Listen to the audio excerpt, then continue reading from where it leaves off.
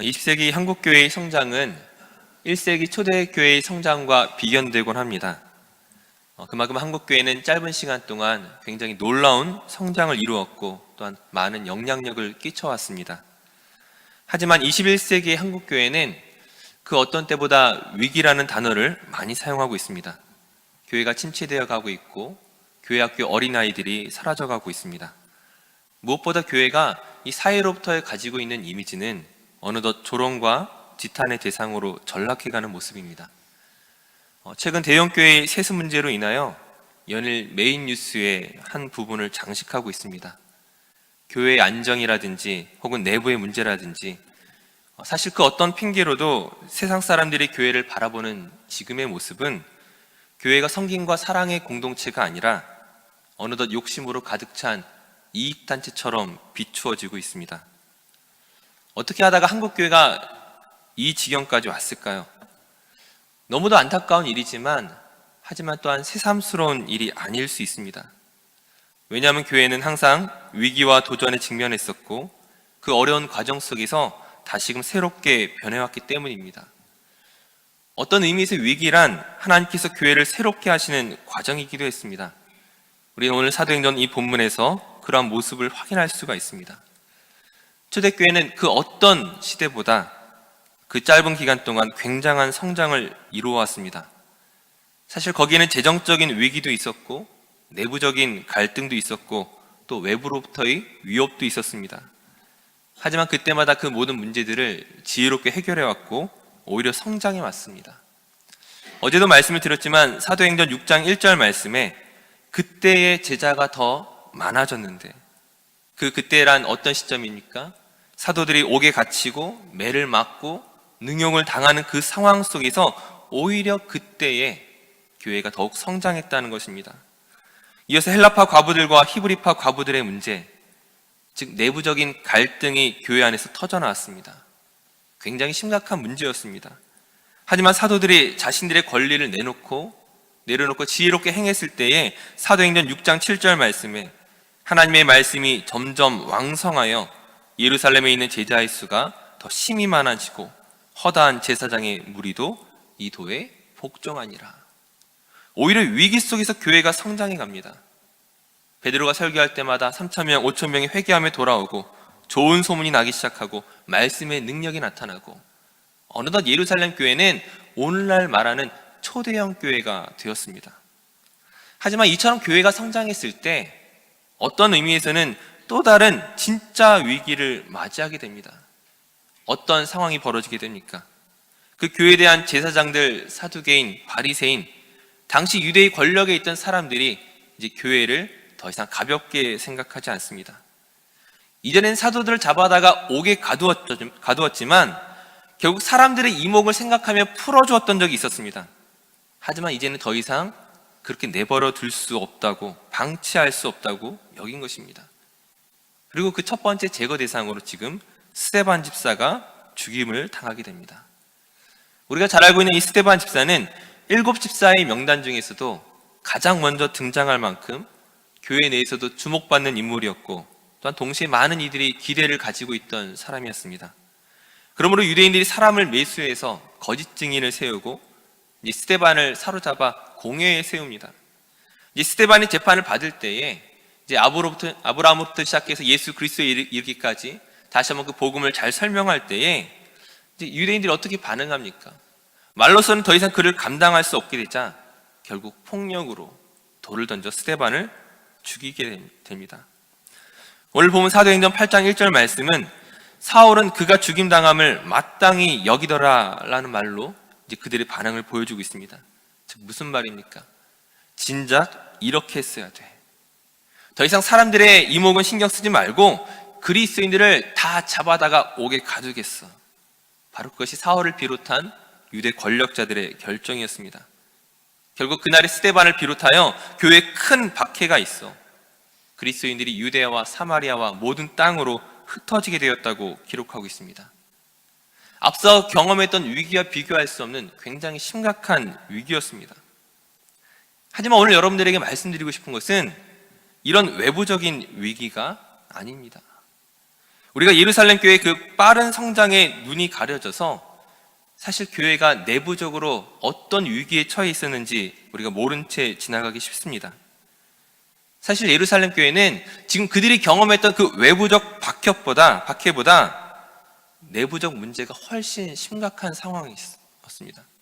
그 문제를 하나님이 그냥 내버려 두실 수 없었다는 것이죠.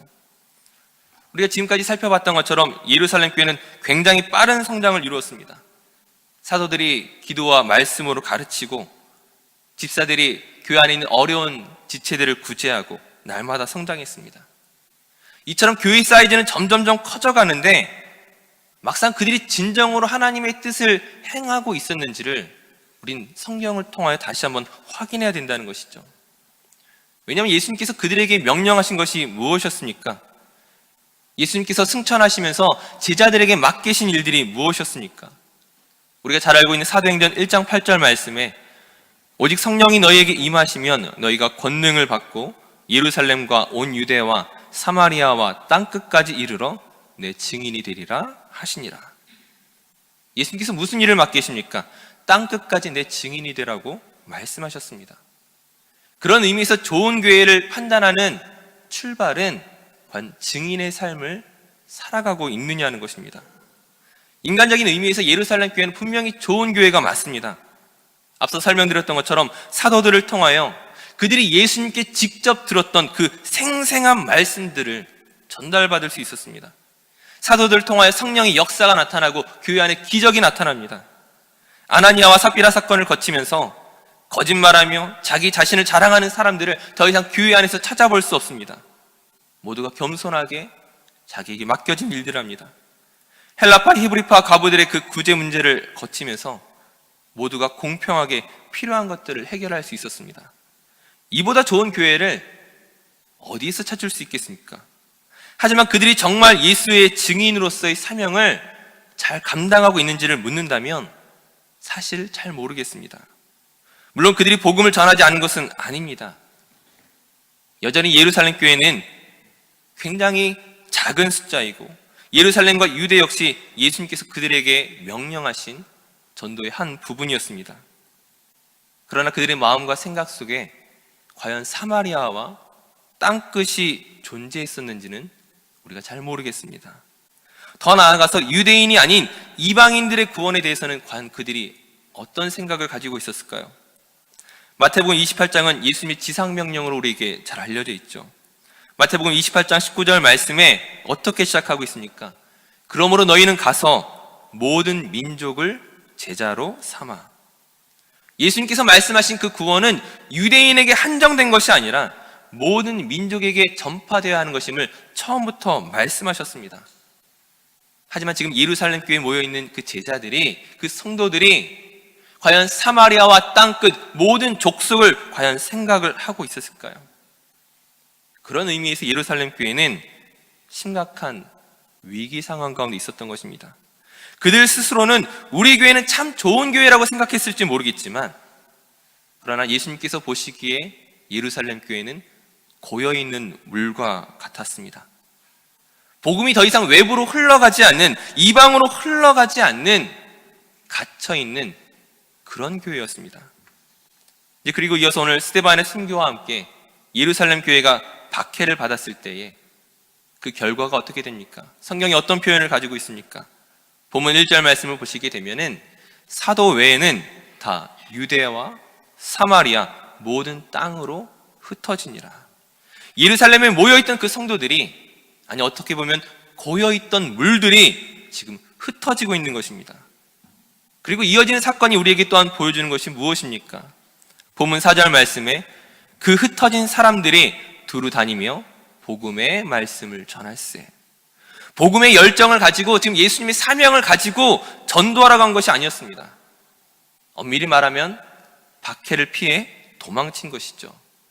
하지만 그 도망간 그 사람들을 통하여 복음이 전해지고 있습니다. 복음을 전혀 들을 수 없었던 사람들이, 복음을 접할 수 없었던 그 사람들이 이 흩어진 사람들을 통하여, 도망간 사람들을 통하여 예수를 알고 영접하고 믿게 됩니다. 마찬가지로 5절 이하에서는 지금 빌립 집사가 사마리아 성에서 전도한 것을 기록하고 있습니다. 빌립이 무슨 대단한 선교와 전도의 열정을 가지고 사마리아에 간 것입니까? 그렇지 않다는 것이죠. 지금 자기의 생명을 구하기 위해 지금 사마리아까지 도망간 것입니다. 지금 당시 사마리아는 유대인들로부터 완전히 소외당하는, 외면당하는 땅이었습니다. 심지어 유대인들이 북쪽 지방으로 갈 때에 사마리아를 거쳐서 빨리 갈 수도 있음에도 불구하고 그곳을 지나가지 않고 멀리 돌아갈 정도로 사이가 나빴습니다. 즉 빌립이 사마리아로 갔다는 것은 여기까지는 쫓아오지 않겠지, 지금 교회에 큰 박해가 있어 모두가 흩어질 때에 그가 여기까지는 쫓아오지 않겠지라는 그런 다급한 생각을 가지고 도망간 것이 바로 사마리아였습니다.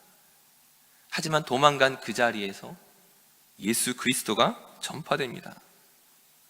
우린 이 과정을 통하여, 또 이 결과를 통하여 무엇을 확인할 수 있습니까? 교회의 진짜 위기가 무엇인지, 그리고 하나님께서 어떻게 그 위기를 뛰어넘어서 교회를 사용하시는지 우린 발견할 수 있습니다.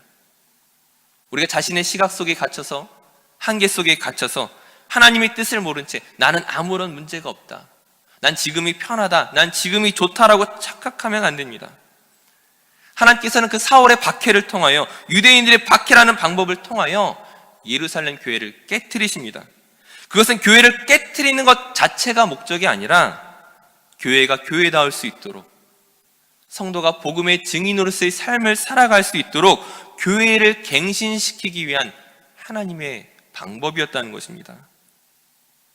그런 의미에서 오늘날 우리가 한국교회를 바라보면서 두려운 마음과 동시에 기대가 있습니다. 우리 스스로도 교회의 위기를 말하고 있는 지금, 그 세상의 조롱과 풍자를 온몸으로 받아내야 하는 이때에 하나님께서는 교회를 교회되게 하시기 위하여 분명히 일하실 것입니다. 이를 통하여 교회가, 성도가 복음의 증인의 삶을 살아갈 수 있도록 그 능력을 회복시킬 것입니다. 그것을 알기에 우린 기대하며 또한 두려운 것입니다. 사랑하는 성도님들, 오늘 말씀에 비춰서 우리 자신을 돌아봅시다. 교회가 교회다운 일들을 하고 있습니까? 성도가 성도다운 사역을 감당하고 있습니까? 바라기는 오늘 내 현실이 단지 편하고 좋은 것, 마음이 평안한 것, 그것이 중요한 것이 아니라 오늘 내 안에 주어지는 그 기쁨과 평안이 어디에서부터 비롯되는가? 하나님이 내게 주시는, 하나님의 뜻을 행함으로 주어지는 놀라운 은혜에 근거한 것인지, 아니면 인간적인 기대와 생각 안에 갇혀 있는 것인지 우린 다시 한번 생각해 봐야 됩니다. 바라기는 고여있는 물이 아니라, 고여있는 성도가 아니라 하나님의 뜻을 가지고 흩어질 수 있는 복음의 증인의 삶을 살아가는 저 모든 성도들 되시기를 간절히 축원합니다. 기도하겠습니다. 사랑의 하나님, 예루살렘 교회의 위기를 바라보면서 오늘날 한국교회를 바라봅니다. 모두가 위기라고 말하는 이때에도 이를 부정하며 문제가 없는 듯 자신을 포장하는 우리의 거짓과 어리석음을 긍휼히 여겨 주시옵소서. 복음의 삶을 살아가지 않으면서도 주님의 뜻을 깨닫지 못한 채 오늘의 현실에 안주하는, 만족해하는 우리의 나태함을 부끄럽게 하여 주시옵소서. 다시 한번 복음의 열정을 회복시켜 주시옵시고 믿음으로 온전히 서는 저희들 되게 하여 주시옵소서. 오늘 하루에 주어진 삶 가운데서도 믿음을 가지고 은혜를 전하는 귀한 성도들의 삶이 되게 하여 주시옵소서. 감사드리며 예수님의 이름으로 기도드립니다. 아멘.